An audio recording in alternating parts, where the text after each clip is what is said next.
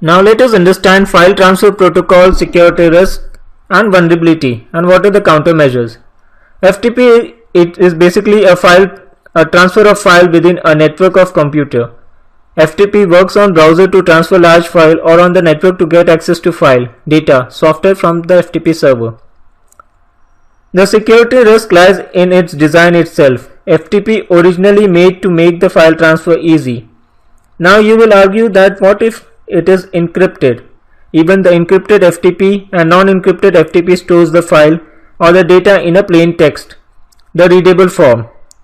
The hackers can easily access FTP to leak sensitive and confidential data, login credential, file and information. Most of the corporations have multiple FTP server. It also fails to capture app log to assist auditing. Some of the suggested tips are: use secure file transfer protocol, a command line program to run, access and store file. Authenticate mechanisms should be in place. Limit the largest size of the transfer.